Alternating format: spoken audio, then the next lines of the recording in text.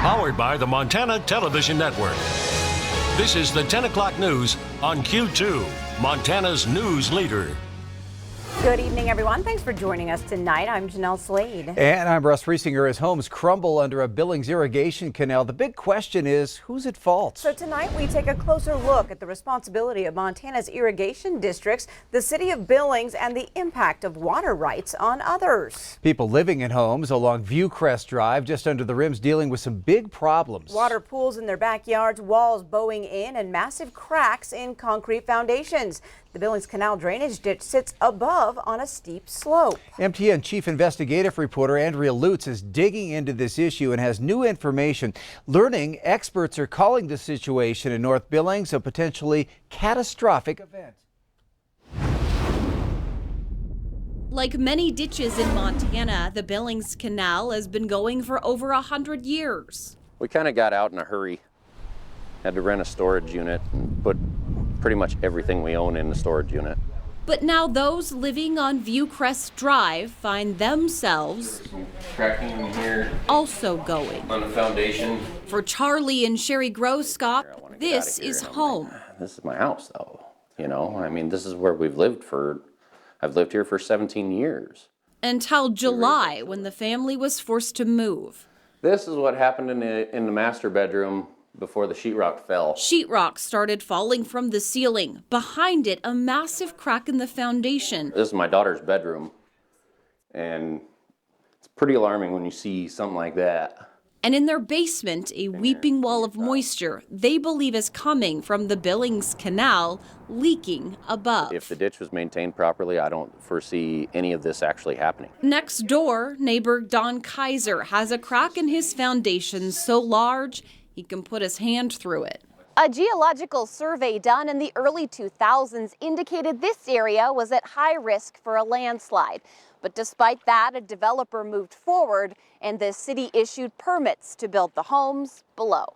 A recent engineering report said the canal loses 790 million gallons of water a year due to seepage through well-draining soil. Gary Davis with the canal declined to speak with us on camera, but told MTN Investigates the Billings Bench Water Association has been in and out of court before and prevailed. Court documents we obtained from 1985 show a developer tried suing after learning the land he purchased, where these homes are now, couldn't be developed, accusing the Billings Bench of negligence in maintaining their ditch. And a judge ruled in the favor of the ditch company.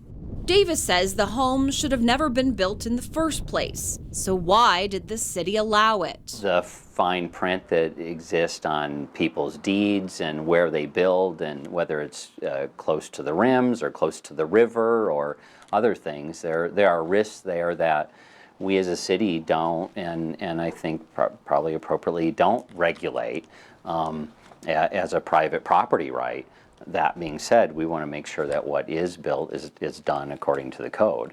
But in the meantime, City Administrator Chris Kukulski says the city is taking a closer look at the hillside, with the fire department even doing something called target planning in the event of a disaster. We have not received anything that would say that it's imminent or this will happen. Otherwise, we would be taking appropriate action to evacuate the area. Things like that's not where we are. But a Bozeman engineer disagrees, sending this letter to the city.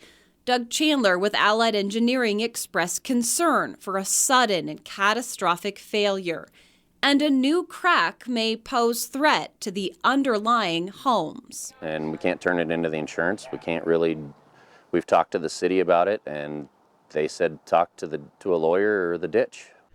Living out of totes, just... And not having the kids. Yeah, they sleep in the house, yeah. For now, the future of the Groskops' home is unknown. And now they're temporarily living in a fifth-wheel trailer on the other side of town. They're hoping the Billings Bench Water Association will do the right thing. They say that's buying the land below in which the homes sit and fixing the seepage. Allow them to take ownership of this property so they can fix their ditch properly and fix the problem so that it doesn't happen, so it doesn't become catastrophic. In Billings, Andrea Lutz, MTN Investigates. Now, the Billings Benchwater Association is working with an engineer currently on a large-scale plan to improve the ditch. And a lawyer for the homeowners tells Q2 the ditch company has denied responsibility and refused to pay for damages. Well, tonight the Billings Fire Department is calling a fire involving a motorhome suspicious. Now, firefighters responding a little after 9 tonight to a lot at 2nd Avenue North and North 17th Street in downtown Billings. Captain Kevin Bentz says a 1960s era motorhome was fully involved when crews arrived. That lot was not secured and the gate was unlocked, so crews were able to quickly put out the fire. No one was in the motorhome, which appeared to be used for storage. Now, Bentz says a cause cannot be determined and called the fire suspicious. The fire marshal will investigate. Lewis and Clark County Sheriff Leo Dutton says he'll withhold information on future events until all the facts have been verified. Now, the sheriff's referring to this week's scare at a Helena Elementary School that caught national attention. MTN's Jessica Nelson has more on this change in communication. If I could go back, I wouldn't use the word IED. Early Tuesday morning, law enforcement officials were called to Rossiter Elementary School after a staff member found a suspicious-looking plastic bottle on the campus playground. Students were evacuated, streets were shut down, and a news release was sent out in which the public was told an improvised explosive device had detonated. The deputy that responded is a veteran. I know him. He looked at it, and it matched the criteria which he's seen overseas.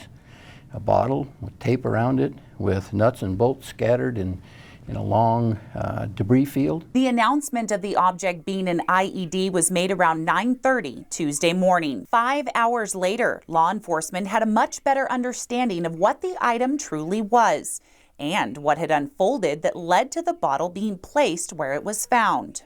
The bottle had been moved to the school from a nearby construction site earlier. Find some video and still pictures that apparently earlier in the morning that bottle was upright, such as described earlier, that a young man tried to kick a field goal with it. When the boy kicked the bottle, its contents sprayed, leading officers to believe it had detonated. I had no choice. Knowing what I knew then versus what we know now, totally different decisions. The only thing I would change is how I said it. The actions, I wouldn't change. It's no surprise how law enforcement responded to this suspicious item as if it were a bomb, considering the fact they respond to dozens of potential explosive devices every year, including sparkler bombs and even pipe bombs. We have a robot, the ability to x-ray on scene. And then they have chemical tests that they can do right there. There was no explosive material, anything like that. Sheriff Dutton is proud of his deputies and even more proud of how well the students and staff at Rossiter handled the situation. But he says in the future, some things will be handled differently. From this point on, I'll be withholding information till I can verify. I trust the deputies. That's what they saw.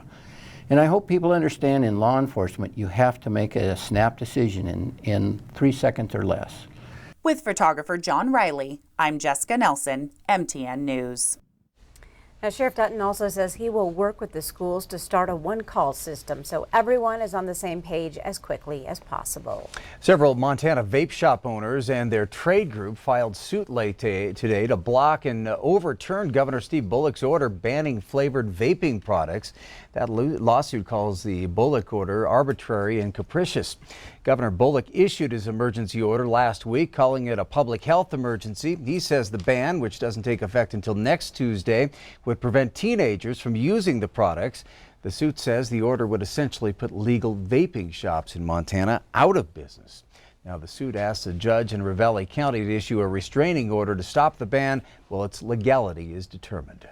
On to the weather tonight. Q2 meteorologist Ed McIntosh with a first glimpse of what winter is going to look like. Well, the outlook from the National Weather Service isn't a lot of help for us as you take a look at the national map. We are leaning towards warmer than average temperatures through southern and much of western portions of the country. It's really that midsection that's not shaded where we have equal chances of above, below, or average temperatures. And while we're leaning towards maybe a little warmer readings, it's right on the fringe of it could be anybody's guess. Meanwhile, Meanwhile, trending towards wetter weather in central and western portions of the state. But again, that isn't a huge indication of what might be coming, as we'll probably get more attention for those areas down into California. So overall, we're looking at an area where it's a little too close to call, no major influences moving in, and it's typical for us to have ups and downs during the winter. That's just part of living in Montana, and that's the kind of winter it looks like it's going to shape up to be. Take a closer look at the short-term forecast coming up.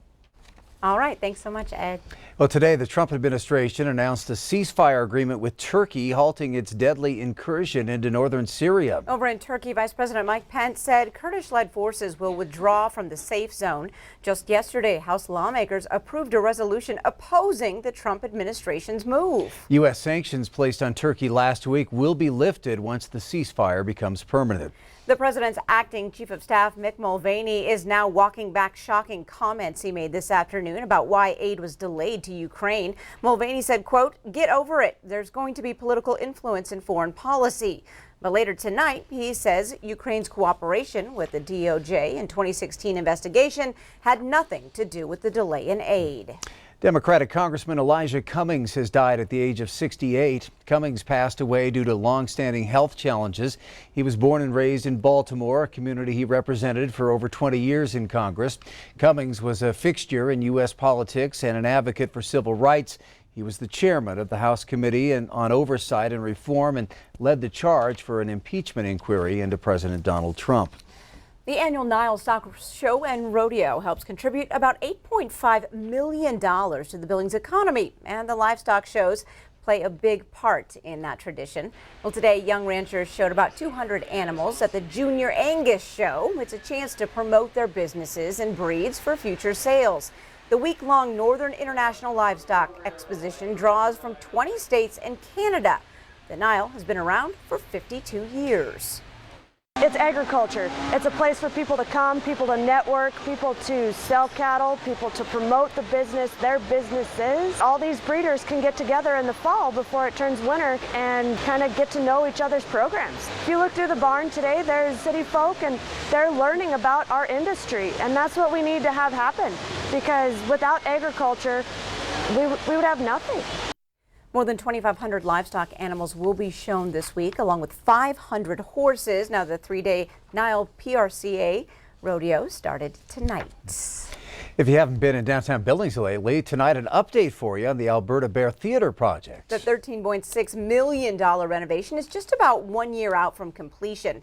Now, some of the upgrades include an elevator to increase accessibility for all guests. Crews are adding more restrooms, and concessions will increase with 4 points of sale terminals in the expanded lobby. Acoustics, audio, and lighting will all be improved. At this date, $12.1 million has been raised, and supporters are working to raise the remaining $1.5 million this year. That reopening slated for fall of 2020, but still no word on the first act scheduled to entertain us. Well, coming up on tonight's 10 o'clock news, Montana's disabled population in danger of losing an important program. We'll find out why. Later in sports, Lodgegrass unveiling a day to pay tribute to one of the greatest Montana basketball players ever. Scott will fill us in. You're watching MTN News with Jeanelle Slade and Russ Riesinger. Storm Tracker weather with Bob McGuire. And sports with Scott Breen. This is the 10 o'clock news on Q2, Montana's news leader.